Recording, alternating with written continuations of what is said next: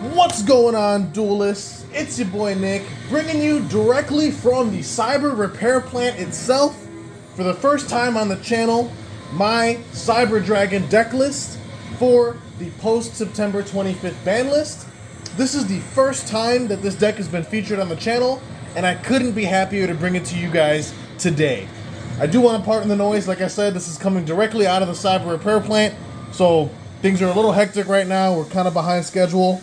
And like I said, I just wanted to bring you this list freshly assembled off the assembly line. So, without further ado, for those of you new to the channel, welcome.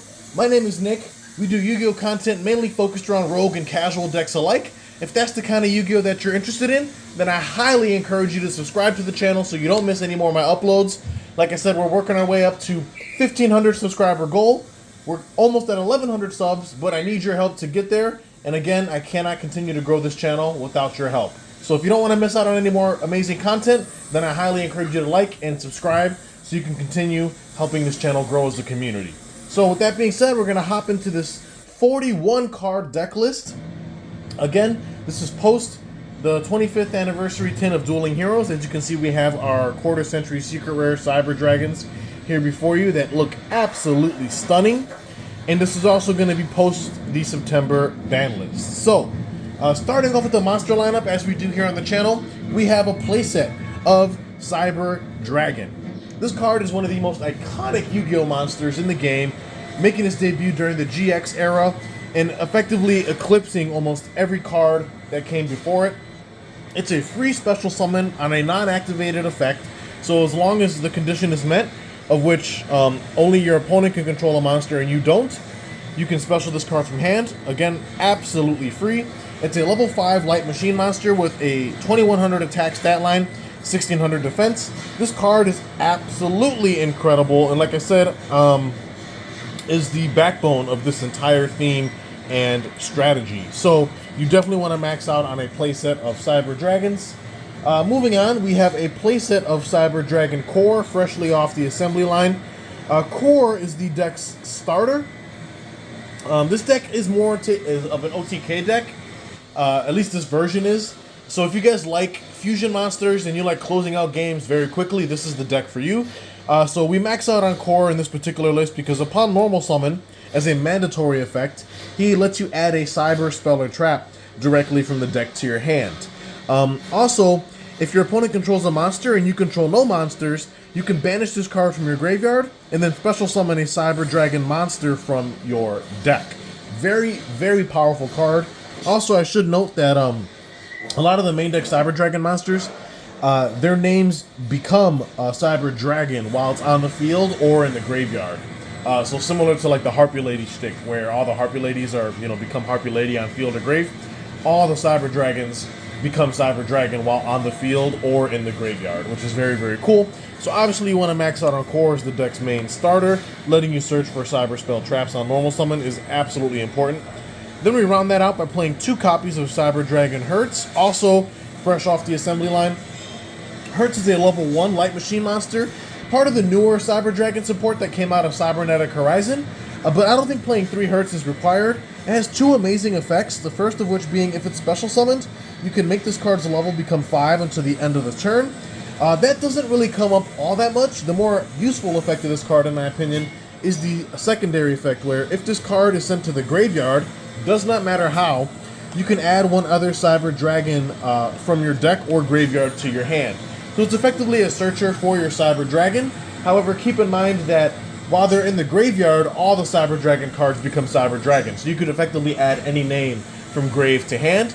But if you're adding from deck to hand specifically, then you can only grab the original Cyber Dragon himself. Overall, though, an amazing card. Definitely want to play it as a 2 of. Could you run it at 3? Sure, but I don't feel like 3 is actually needed. I've been testing this deck for a while, and I think 2 copies is more than enough. Let me round out the last Cyber Dragon name with in the main deck with 1 copy of Nashter. Again, another level 1 light machine effect monster. Has a really nice effect, has also become Cyber Dragon while on the field or in the graveyard. Again, all the Cyber Dragons share that same effect. In addition to that, you can discard 1 other monster to then special summon this card from your hand. And then if this card is normal or special summoned, you can target a machine with 2100 attack or defense in your graveyard, special summon it. Also, you cannot special summon monsters for the rest of this turn except machines. Not really a problem for this deck, but Nastra as a one-of is an amazing extender for this list. Just being able to special it by pitching any monster, and then upon its special summon, being able to revive a machine with 2100 attack or defense is also very crucial. So one Nastra is more than enough. Then we also play the one copy of Cyber Dark Chimera. Just a one-of in this deck. We usually search this card off one of these Cyber Dark spells that is searchable through Core, so you can kind of see the synergy there already. But this card is actually a searcher for a spell called Power Bond, which is very crucial to this particular deck. Power Bond lets you fuse, obviously. I'll talk more about it when we get to the spells. So this card lets you search it by discarding a spell or trap from your hand. And then, on top of that, you can, if you were to fusion summon this turn, you can also fusion summon by banishing machine or dragon cyber monsters from your graveyard as well, which is also very cool. So overall, as a one-of, this card is a very nice enabler for the theme. Being able to search a card like Power Bond, which was previously unsearchable without jumping through a ton of hoops. So that runs out the cyber named cards in the monster lineup. And now we're jumping to the more generic toolbox stuff, of which we play 2 copies of Galaxy Soldier. It's pretty much an honorary Cyber Dragon at this point. It's a level 5 light machine. Has an amazing effect where you can discard or send one other light monster from your hand to the grave for cost, to then special summon this card from the hand in defense position. Then when this card is special summoned, you get to add a Galaxy monster from the deck to your hand, which can be another copy of itself. So generally you use Soldier, pitch a light monster to summon itself, Soldier effect to search another Soldier, and then you use the Soldier that you search, pitching another light to special, because it's on summon condition is not once per turn, which is very, very cool. Effectively giving you 2 level 5 light machines on board to do whatever you would like with. I wouldn't recommend playing 3. 3 can get bricky. I think 2 is more than enough. Then we round that up by playing 2 copies of Therion King Regulus. For all of my budget duelists out there, can rejoice, because Regulus did get a reprint in the 2023 tin of Dueling Heroes, which makes it that much cheaper. So Regulus in this deck is obviously very strong, just giving you a searchable Omni Negate. It also allows you to target machines in grave, equipping it to itself to special itself from hand. A great target for the Regulus is definitely going to be the Cyber Dragon Hertz. You target Hertz in grave, equip it to Regulus to special itself, and then when Regulus does use its negate, tributing itself off the field, the Hertz gets sent to grave, which triggers the Hertz graveyard effect again, which is obviously very strong. So 2 Regulus in this deck is perfect. It also is searchable, which we'll talk about more about once we get to the spells. But Regulus is just an amazing card. A free 2800 body and an Omni Negate is something that you can't scoff at. Then moving on with the rest of the monster lineup, 1 copy of Electromagnetic Turtle. This is just a funny tech choice that we decided to play in this deck because we can dump it off one of our fusion monsters, which we will talk about when we get to the extra deck. But this card basically blanks your opponent's battle phase. During the opponent's battle phase, as a quick effect, you can banish this card from your graveyard to then end the battle phase, which is really nice. It's another light machine, so there's synergy there. Then moving into some of the more, the last of the monsters in the main deck, we just play 2 copies of Effect Veiler, just a generic hand trap to cover most matchups. It's also a light monster that you can pitch off Galaxy Soldier in a pinch. So just 2 Veiler, and then we round out the last monster in the main deck with 1 copy of Juzukiru, the Star Destroying Kaiju, which is searchable in this deck, and again, I'll talk more about that when we get to the spells. So that rounds out the monster lineup of this 41 card main deck. Now we're going to be moving into the spell cards, of which we have a playset of Cyber Emergency, a very amazing spell card in this theme. Again, all the Cyber spell traps are searchable off core, so keep that in mind. But this card allows you to add a light machine monster that cannot be normal summoned or set, or 1 Cyber Dragon monster from the deck to your hand. Additionally, if the activation of this card in its owner's possession was negated by your opponent's card effect and sent to your graveyard, you could discard any card to then add this card from the grave back to your hand. Now what's funny about this is this card says you can only activate 1 Cyber Emergency per turn. What's interesting is that if the activation is negated, that means that you are legally able to activate another copy of this card because the first activation was negated, meaning you haven't, burned that clause yet. So what's nice is that, let's say your opponent's got a Baron de Fleur. If you activate Cyber Emergency and they are dumb enough to negate and destroy it by sending it to the graveyard, you can discard any card in your hand to then add the emergency back from grave to hand and then just reactivate it. which is very hilarious. So definitely a playset of Cyber Emergency is crucial for any Cyber Dragon build. It's just a rotor for the theme, which is very nice. It adds a lot of consistency.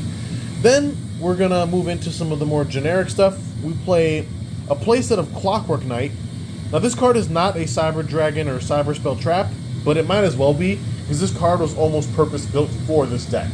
It's a continuous spell that states all face-up monsters on the field become machine.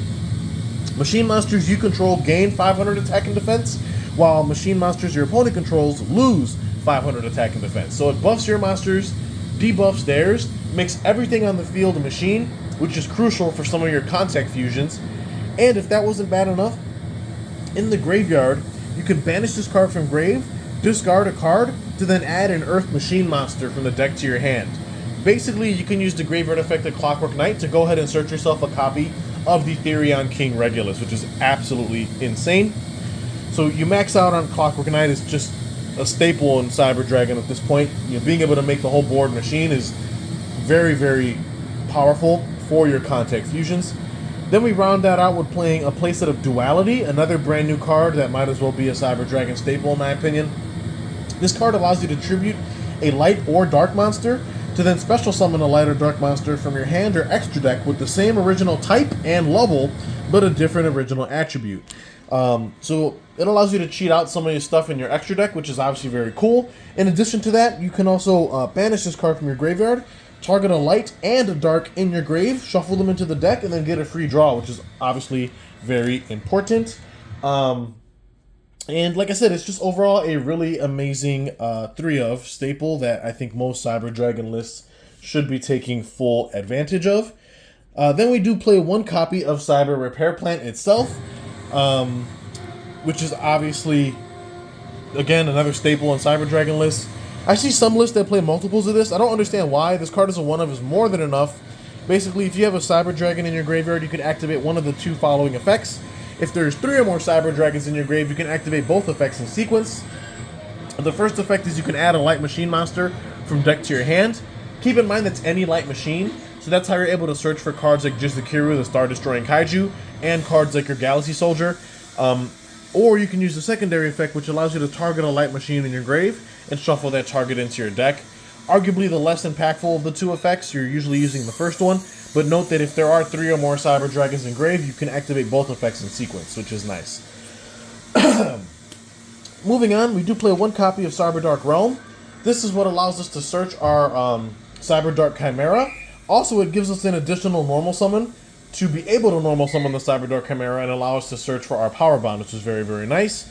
Note that Cyber Dark Realm can be searched off of Cyber Dragon Core since it is a Cyber Spell Trap. Then we play one copy of Cyber Load Fusion, a quick play fusion spell that lets you fusion summon by returning the material from your face-up field or face-up banish cards back into your deck, which is obviously very cool. 1-of is more than enough for what you need for the purposes of this list. Then obviously we do play the 1 Power Bond, of which we search off the Cyber Dark Chimera. This card allows you to fusion summon a machine fusion specifically from your extra deck using monsters from your hand or field as the material. Again, keep in mind if you use Cyber Dark Chimera's effect, you are also able to banish monsters from your graveyard as material as well. In addition to that, it gains attack equal to its original attack. So whatever you summon, it just doubles its attack basically. And then during the end phase of this turn, this card is activated, you take damage equal to the amount of attack gained from this effect at time of the summon. So you basically get double the attack of whatever fusion you make, but you take damage equal to that attack gain at the end phase, which is a small drawback, a small price to pay in my opinion. Still overall an amazing card. Then we play one copy of Machine Dupe. If you target a Cyber Dragon Core or Cyber Dragon Hertz, or even Nashter with this card, you can special summon 2 monsters from your deck with the same name. But since their names become Cyber Dragon on the field, you're actually able to summon 2 of the OG Cyber Dragons from your deck and just get 2 free level 5s on board, which is very, very cool. Note that this does conflict slightly with Clockwork Knight, because if Clockwork Knight's on the field, all of your machines gain 500 attack, which means that your Core, your Hertz, and your Nashter no longer meet the activation requirement needed for Machine Dupe. So a small thing to be conscious of, but overall it doesn't really conflict all that much. Moving on, we play 2 copies of Pot of Prosperity. I'm just on 2 copies, simply because I only have 2. But realistically, I can definitely see this card getting semi-limited or even limited in the future. So I wouldn't be so eager to like go out and pick up a 3rd copy necessarily. I know we just got a ban list, you know, the September 25th list, but I think we'll get another list possibly before the year is over, sometime in December maybe. And I could for sure see Konami. This card does need to get addressed. I don't think this card can stay at 3. It's very degenerate, and it's just insanely powerful. You know, if you have 3, then by all means, feel free to play the playset. I don't have a 3rd copy, and at time of recording, the card is still a little pricey, so I'm not so eager to go out and buy a 3rd copy, especially when I feel that this card will get addressed on the ban list in some way in the future. But you make that decision yourself. It's honestly up to your own discretion. Apologies for me keeping coughing. I think my allergies have been bothering me today, but there's a lot of dust in the cyber repair plant, apparently. But anyway, 2 copies of Droplet. Again, this is more of a go second list, so you want to be playing some board breakers. Now that Kashtira Ariseheart's no longer in the format, cards like Droplet are just absolutely insane at addressing boards going second.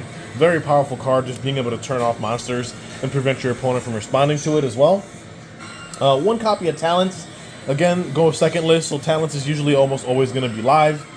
And then for the last spells, the 1 Call by the Grave. Obviously very mandatory in a lot of lists to stop hand traps. And then to round out these 41 card main deck, we just play a playset of Infinite Impermanence, the only trap card that we main deck.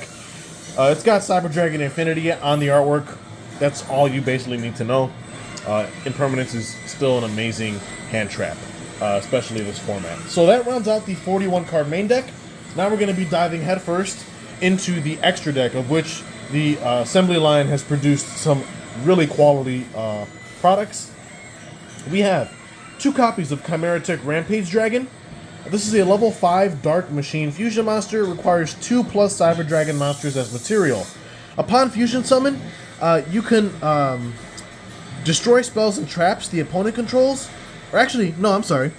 Target spells, traps on the field, so that means you can even target your own spells and traps, up to the number of materials used for this card's fusion summon. So if you use a minimum of the 2 materials, you can pop 2 spells and traps when this card is fusion summoned. Then once per turn, on a soft once per turn I might add, you can send up to 2 light machine monsters from your deck to the graveyard, and if you do, for each monster sent to grave, this card gains 1 additional attack during each battle phase this turn. This is really important because this is mainly your OTK enabler for this list. Although it might not seem like it, even at its base stat of 2100, if you resolve the effect to send 2 light machines from deck to grave, of one of which can be the electromagnetic turtle, which is why we're main decking it, this card gets to attack 3 times in the battle phase. For 2100 apiece, that's 6300 damage. Now if you summon this card with Power Bond, he actually comes out as a 4200 monster, and if you use that effect to dump 2 light machines from deck to grave, he can effectively attack 3 times for 4200 each. That can be direct attacks, that can be on monsters, or a combination of either or, which is absolutely insane. This card slaps. It's so amazing. And the fact that it can also remove, you know, pesky back row up on its fusion summon is also really strong. Also note that this card does not have to be fusion summoned in order for you to bring it out. You can cheat this out with your copies of Duality. The only thing that you lose is the spell trap pop, because Duality doesn't fusion summon, but you can still utilize the secondary effects, allowing you to send light machines from deck to grave and still get the multiple attacks, which is really nice. So 2 copies of Rampage Dragon is a must for this list. Then we played 2 copies of Chimera Tech Fortress Dragon, which is very powerful because of cards like Clockwork Knight, making every monster on the field machine type. So as long as you have a Cyber Dragon, you can contact fuse the entire board into this monster, basically clearing your opponent's entire field without even activating a single effect, given that this is a contact fusion. Plus, now that Ariseheart's banned, you don't have to worry about the materials, you know, being banished, preventing you from contact fusing this, because now you're not going to be playing under a crazy macro floodgate most of the time.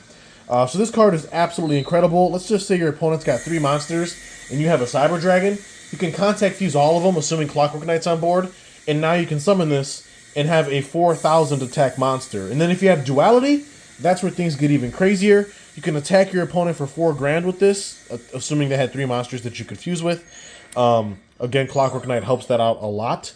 But then you can summon a copy of Cyber Twin Dragon with Duality, because Twin Dragon is a light machine that's level 8 as well, but remember, the attributes differ.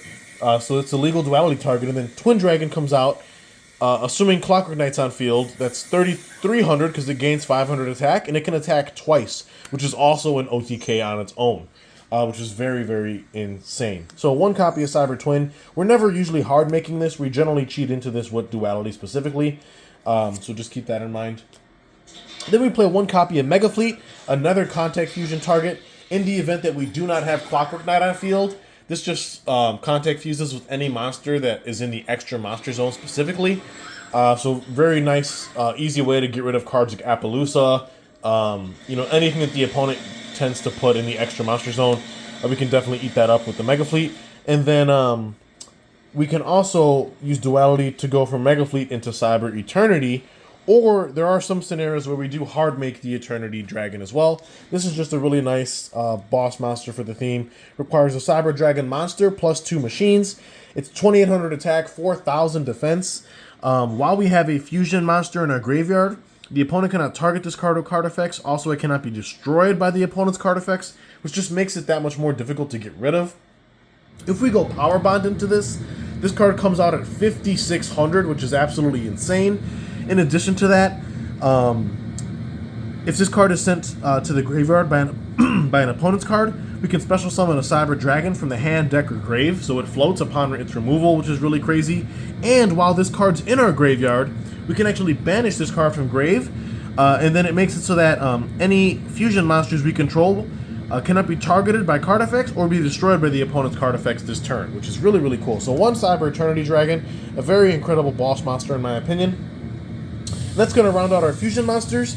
Now moving on to the Xyz, we play one Cyber Dragon Nova, and then of course we play the one copy of Cyber Dragon Infinity to round out the cyber-related Xyz monsters, and then of course we also play the one copy of Divine Arsenal Zeus because it's a light machine. And then we can make pretty easily, especially since Infinity can stack, target monsters and it attach it to itself as material. You can definitely get Infinity with multiple materials below it, making for an easy Zeus line and, just be able to sweep the board. Also, Infinity being an Omni-Negate is crucial. Nova is obviously really cool as well. It's usually just a stepping stone for the Infinity in most scenarios, but Nova does come up in some fringe cases, being a monster reborn of sorts. Also, if it leaves the field by an opponent's card, it can float into any light machine fusion monster out of your extra deck, which is also very cool. So that rounds up the Xyz portion. Now we're going to jump into the links, of which we play one Almirage, one Anima, and one Linkuriboh. These are just links that we can use to link off our lower level Cyber Dragon monsters to put a Cyber Dragon in grave and use cards like Cyber Repair Plant to continue extending. Each one of these cards has their own utility, which is obviously very cool. Then we play the one Light Charmer, Lion of the Light Charmer, very good in this deck.